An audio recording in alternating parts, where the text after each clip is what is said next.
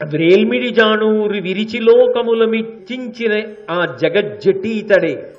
ఆ చాణూర ముష్టికులన్న వాళ్ళల్లో చాణూరుడనబడేటటువంటి మల్లయుద్ధ యోధుణ్ణి పట్టుకుని ఓడించి వెన్ను విరిచి పడగొట్టినటువంటి గొప్ప మల్లయోధుడు ఇదిగో ఈ కృష్ణుడే. దుర్వృత్తుడుగు కంసుదినిమి అతని తండ్రి పట్టంబు గట్టిన ప్రభువితండే. దుష్టమైనటువంటి నడవడి కలిగినటువంటి కంసుణ్ణి సంహరించి, ఆ కంసుణ్ణి సంహరించిన తర్వాత అతని తండ్రి అయినటువంటి ఉగ్రసేనుడికి పట్టాభిషేకం చేసి రాజ్యమిచ్చినటువంటి మహానుభావుడు ఉదారమూర్తి ఈ కృష్ణుడే. సత్యభామకు పారిజాతంబుపై కల కోర్కె తీర్చిన రసికుండి తండే. భార్య సత్యభామ ఎక్కడో దేవలోకంలో ఉన్నటువంటి పారిజాత వృక్షానికి పూసినటువంటి పువ్వులు కావాలంటే ఊరుకుంటూ బడాయి, ఎక్కడో దేవలోకంలో ఉన్న చెట్టుకి పువ్వులు కావాలని అడగడం ఏంటి అని అనకుండా వెళ్ళి ఆ చెట్టు తెచ్చిచ్చినటువంటి గొప్ప రసికుడు ఈయన. వెన్నలును గోపికా చిత్తవృత్తములను అరసి మృత్యుల నేర్చిన హరి ఇతండే. అందరి ఇళ్లల్లోకి వెళ్ళి వెన్నని తినడంతో పాటుగా తనతో పాటు ఆ రోజుల్లో ఉన్నటువంటి బాలబాలికలు, ప్రత్యేకించి బాలికల యొక్క హృదయములను చూరగొన్నటువంటి మహాపురుషుడు ఈయనే. శృతి శిరోభాగముల తన సుభగ చరణ సరసి జామోదమును కూర్చు చతురుడితడే. శృతి అంటే వేదం, వేదము యొక్క చివరి భాగములు ఉపనిషత్తులు. ఆ ఉపనిషత్తుల్లో ఏ మహానుభావుని యొక్క పాదములు ఉంటాయో, ఎవరి గురించి చెప్పబడుతుందో ఉపనిషత్ అంతా జ్ఞానభాగం. అటువంటి జ్ఞానభాగమునందు ప్రధానంగా తన యొక్క చరణములు వర్ణింపబడేటటువంటి స్థితిని కల్పించినవాడు, అంటే జ్ఞానమునకు ఆలవాలమైనటువంటి వాడు ఈ కృష్ణ పరమాత్మయే. ఉపనిషత్తుల చేత ప్రతిపాదింపబడిన వాడు ఈయనే. అటువంటి కృష్ణుడు ఇవాళ ఇదిగో హస్తినాపురానికి వచ్చాడు, రాయబారానికి వచ్చాటనే ఆయన రథంలో వెడుతుంటే ఆ ఊళ్ళో ఉన్నటువంటి వాళ్ళందరూ పరమ సంతోషంగా చూపించి మాట్లాడుకుంటున్నారు. సరే, ఏనుగులశాల దగ్గర దిగాడు, సభామంటపంలోకి ప్రవేశించాడు. అర్ఘ్యం ఇచ్చారు, పాద్యం ఇచ్చారు, మధుపర్కం ఇచ్చారు. అంటే పెరుగు తేనె ఈ రెండు కలిపి ఇస్తే మధుపర్కం అంటారు. స్నేహానికి మారు పేరు ప్రీతి, బాంధవ్యం. అందుకని మధుపర్కం ఇచ్చారు. స్వీకరించాడు. ధృతరాష్ట్ర మహారాజు పలకరించాడు, మిగిలిన వాళ్ళందరూ పలకరించారు. అందరినీ కుశలం అడిగాడు. నేను ఒక్కసారి విదురుడి ఇంటికి వెళ్ళి వస్తానని చెప్పి విదురుడి దగ్గరికి వెళ్ళాడు. విదురుడి దగ్గరికి వెళ్ళి అక్కడ కుంతీదేవి ఉంది. ఆ కుంతీదేవిని చూశాడు మేనత్త. వెళ్ళినప్పుడు ఆయన బయలుదేరుతున్నప్పుడు పాండవులందరూ వచ్చి చెప్పారు, మేము అరణ్యవాస అజ్ఞాతవాసాలకు వెడుతున్నప్పుడు ఆ తల్లి ఎంత బాధపడిందో, ఎన్ని కష్టాలు పడిపించి పెద్ద చేసిందో, మేము రాజ్యాన్ని పొందామని ఎంత సంతోషపడిందో, ఆ సంతోషం నిలవకముందే మేము రాజ్యాన్ని పోగొట్టుకున్నామని ఎంత బాధపడిందో, కోడలకు అంత అవమానం జరిగిందని ఆమె మనస్సు ఎంత వికలమైపోయిందో, మేము అజ్ఞాతవాస అరణ్యవాసములు అనుభవిస్తున్నప్పుడు మేము పడుతున్న క్లేశాలు తలుచుకుని ఆ తల్లి ఎంత శోకించిందో. అటువంటి కుంతీదేవి ఇవాళ హస్తినాపురంలో ఉంది. మేమందరం రెండు చేతులిచ్చి నమస్కరించి ఆమెని కుశలమడిగామని కృష్ణ నివేదించు అని పాండవులు మనవి చేసి ఉన్నారు. అందుకని ఒక్కసారి కుంతీదేవిని చూసి వద్దామని బయలుదేరి విదురుడి ఇంటికి వెళ్ళాడు. వెళ్ళిన తరువాత ఆ తల్లి సహజంగా పాండవుల యొక్క కష్టాల్ని తలుచుకుని తన బాధనంతటినీ వ్యక్తం చేసింది. ఆశ్చర్యం ఏమిటంటే కుంతీదేవి పాండవుల మీద పడినటువంటి బెంగ కన్నా తన కోడలైనటువంటి ద్రౌపదీదేవి మీద పడినటువంటి ఆవేదన ఎక్కువ. ఆమెకు జరిగినటువంటి అవమానానికి ఆ తల్లి ఎంత శోకించిందో. లోకంలో అసలు కుంతీదేవి లాంటి స్త్రీలు వజ్రాలు, వైఢూర్యాలు. మహాభారతంలో ఒక పరమాద్భుతమైనటువంటి వ్యక్తిత్వము కలిగినటువంటి తల్లి కుంతీదేవి. నిజంగా సభర్తృకై భర్తతో కలిసి ఉండి కష్టాలు అనుభవించడమే చాలా కష్టం. అటువంటిది అంతటి మహానుభావుడు చక్రవర్తి పాండురాజు గారు వెళ్ళిపోతే తన తోడికోడలు మాద్రి సహగమనం చేసేస్తే మాద్రి బిడ్డల్ని తన బిడ్డల్ని అరమరిక లేకుండా తాను పెంచి పెద్ద చేసి ఎన్ని కష్టాలు వచ్చినా ఒక్కతే ఊంచుకుని ఏ లోకంలో ఉన్న పాండురాజు గారు మాద్రి సంతోషపడాలని అంత కష్టపడి పిల్లల్ని పెంచి పెద్ద చేసింది మహాతల్లి. అంతేకాదు, నిజానికి తన బిడ్డల కన్నా మాద్రి బిడ్డలైన నకుల సహదేవుల్ని ఎక్కువ ప్రేమించింది. అది కాదు విచిత్రం, ఆమె పాండవులకు దుర్యోధనాదులకు ఎన్నడూ భేదభావాన్ని పాటించలేదు. అంతటి ప్రేమైకమూర్తి, అసలు స్త్రీ లోకానికంతటికీ కూడా వజ్రం కుంతీదేవి, అంతటి మహాతల్లి. అటువంటి కుంతీదేవిని ఊరడించడానికి కృష్ణ పరమాత్మ అంతటి వాడు హస్తినాపురానికి రాగానే విదుర మందిరానికి వెళ్ళాడు. ఒక్కసారి సభాప్రవేశం చేసిన తరువాత ఆవిడ ఎంతో బాధపడితే ఆయన ఆ కుంతీదేవిని ఊరడిస్తూ కొన్ని మాటలు చెప్తాడు. సుగుణవు పుట్టినింటికి జొచ్చిన ఇంటికి తేజమెక్కగా తగు చరితంబునన్నడచు ధన్యవు ధీరవు దేవి నీ వెడన్వగా అడగింపకున్న భువనంబుల నింకిట ఎవ్వరోర్చువారు కలక తక్కుమి హృదయరోగములన్నీయు ముచ్చివైచెదన్. ఎందుకమ్మా కుంతి బెంగపెట్టుకుంటావు?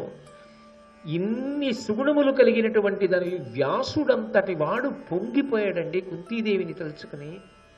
ఎంత పొంగిపోయాడంటే ఆయన యజ్ఞం చేయించినప్పుడు ఆయనకు వచ్చినటువంటి భాగాన్ని తీసుకెళ్లి కుంతీదేవికి ఇచ్చాడు. నీలాంటి వ్యక్తి లోకంలో ఎక్కడుంటుందని వ్యాసుని చేత కితాబు అందుకుంది. కృష్ణ పరమాత్మంతటి వాడు ఆవిడ్ని పలకరించడానికి వెళ్ళాడంటే మహాభారతంలో కుంతీదేవి ఆవిడ్ని స్మరించిన, ఆవిడ పాదములను స్మరించి నమస్కరించిన అభ్యున్నతి కలుగుతుంది, కృష్ణ పరమాత్మ అనుగ్రహం కలుగుతుంది. అందుకే అంటున్నాడు, అన్ని సుగుణములకు నువ్వు నిధి అయిన దానివి. పుట్టినింటికి చొచ్చిన ఇంటికి తేజమెక్కగా తగు చరితంబునన్నడచు ధన్యవు. పుట్టినింటికి మెట్టినింటికి రెండు వంశాలకి కీర్తి తెచ్చేటట్టుగా ప్రవర్తించినటువంటి గొప్ప చారిత్రమున్నదానివి. ధీరవు. ఎంత ధైర్యం అమ్మా! ఎన్ని కష్టాలు తట్టుకున్నావమ్మా! నీ వెడన్వగలడగింపకున్న భువనంబుల ఇంకట ఎవ్వరోర్చువారు కలక తక్కుమి. అమ్మా, నువ్వే బాధని ఓర్చలేకపోతే, నువ్వే కష్టాన్ని తట్టుకోలేకపోతే లోకంలో ఎవరమ్మా ఓర్పు పట్టగలిగిన వారు? ఏం బెంగ పెట్టుకోకత్త. హృదయ రోగములన్నీయు పుచ్చివేయిచెదన్. నీకొచ్చినటువంటి మానసికమైనటువంటి క్లేశాన్నంతటినీ తొలగిస్తాను. ఏ ద్రౌపదీ వస్త్రాపహరణ ఘట్టాన్ని తలుచుకుని నువ్వు ఇంత శోకిస్తున్నావో, ఇంత బాధపడుతున్నావో, దానికి కారకులైన వాళ్ళందరూ మడిసిపోతారత్త. నువ్వు బెంగ పెట్టుకోవలసిన అవసరం లేదు అంటే కుంతీదేవి కృష్ణ పరమాత్మ రాయబారాన్ని ఎంత ప్రయోజనాత్మకంగా నడపాలో ఆ పూనిక ఆయన యందు నిలబడడానికి ఒక గొప్ప మాట అంది. ఆవిడంది, అత్తవారింటినని బాధేముందిలే, ధృతరాష్ట్రుడు లాంటి వాడు అని ప్రయోజనమేముంది, దుర్యోధనుడు లాంటి వాడు అని ప్రయోజనమేముంది. ఆడపిల్లని కన్నవాళ్ళు, పుట్టింటి వాళ్ళు పిల్లని కన్యాదానం చేసేటప్పుడు, అత్తవారింటికి పంపించేటప్పుడు పంపించేశామనుకుంటే సరిపోతుందా?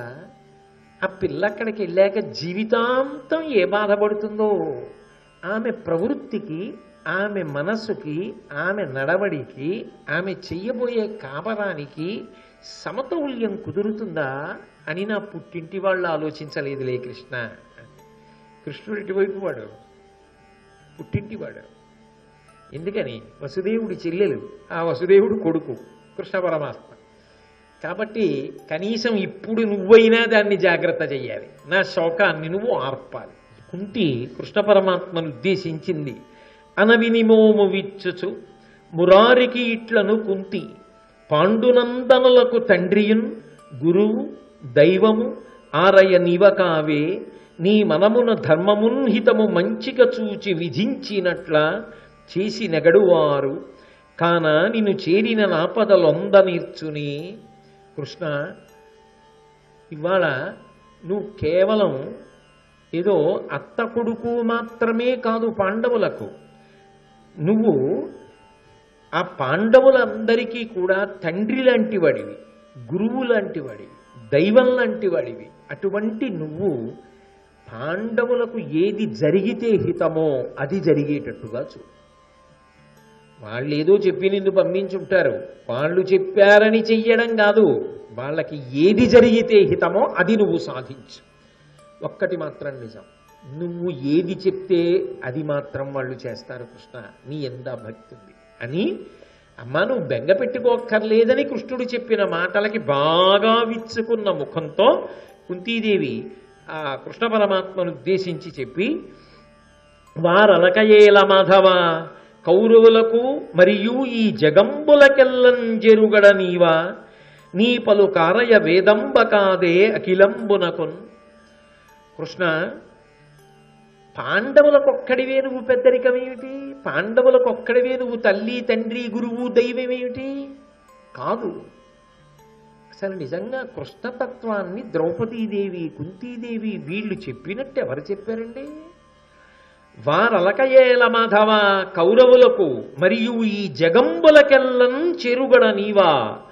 ఎవరైనా దాటాలంటే, ఆపదని కానివ్వండి, కష్టాన్ని కానివ్వండి, సమస్యని కానివ్వండి, సంసార సముద్రాన్ని కానివ్వండి, జనన మరణ చక్రాన్ని కానివ్వండి, ఏది దాటాలన్నా నీ పాదములను ఆశ్రయించడం వినా మార్గం లేదు. నీ మాట వినని కౌరవులకు కూడా నువ్వే తల్లి తండ్రి గురువు దైవం. ఎంత పెద్ద మాట అండి! ఎంత పెద్ద మాట అది నిజంగా. నా వాళ్ళకి నువ్వు తల్లి తండ్రి గురువు దైవం అంటే ఒకెత్తు, వాళ్ళకి నువ్వే.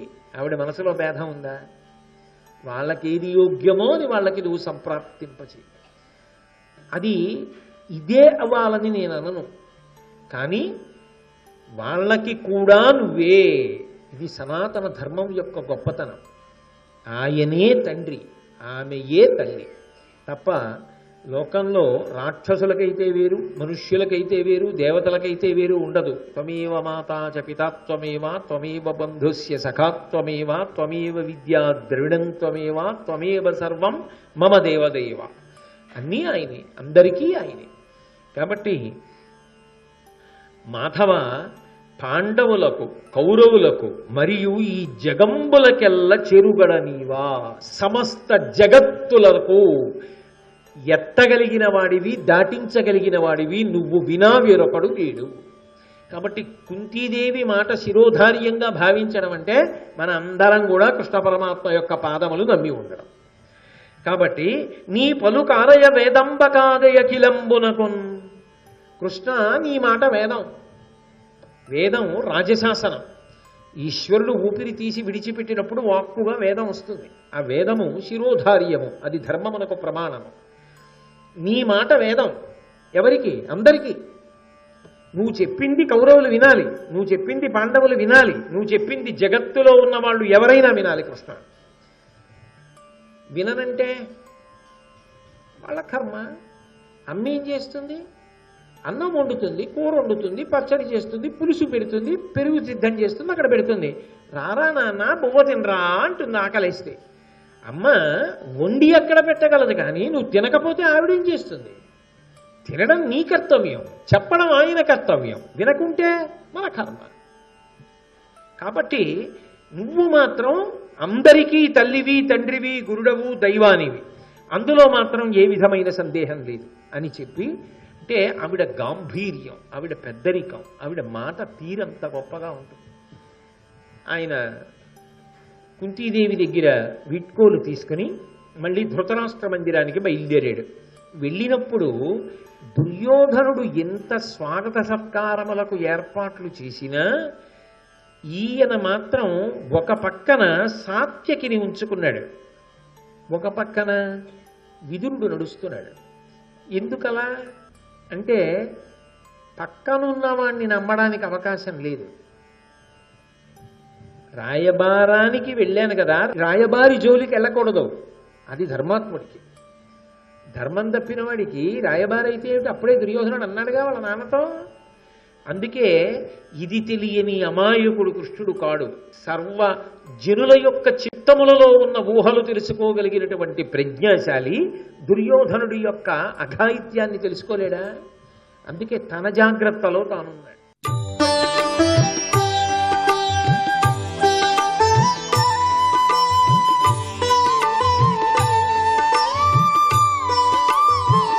సర్వం శ్రీ ఉమామహేశ్వర పరబ్రహ్మార్పణమస్తు.